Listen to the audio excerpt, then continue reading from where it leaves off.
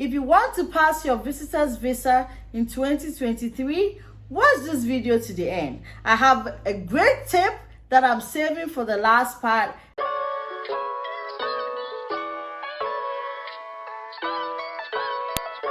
For visitor's visa, it's all about proving that you have ties to your home country. So whether you are a man or a woman, if you are married and you have kids and they live in, for example, Ghana, and you want to travel to the United States, the family can be your ties to your home country.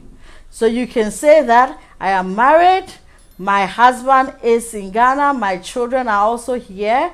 I plan to take this 1 month visit and then I'll be back home with my family. So you have stated that your family is here, and so now they know that there's no way you will neglect your family, you will come back.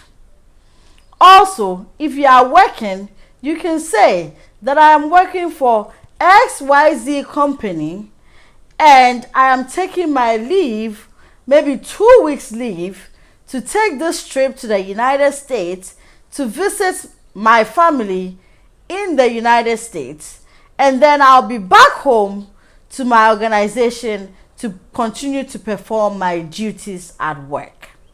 You have proven that you have worked, and you have proven the number of years you worked there, and you've proven that you will come back. Ties to your home country. If you are not working and your parents are old and you are the only one taking care of your parents, try to be very honest in the interview.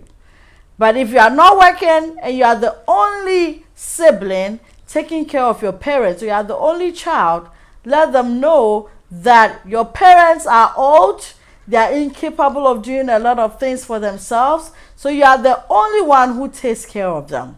You plan to take this 1 month trip to the United States, and then you'll be back to take care of your parents. That is an enough reason for your visa, for the visa to be given to you, because you have a responsibility here towards your parents in the country that you are. The last point that I would like to give is, if you plan on going for your brother's graduation, for instance, if your brother is graduating with a PhD and he is the only person in the family to have graduated, or only person doing a PhD in your family, then you can tell the counselor that my only brother who is in the United States is graduating with his PhD in maybe instructional technology. He is the only person to ever graduate in the family. And my parents, who are supposed to attend his graduation, are unable to do that because they are old.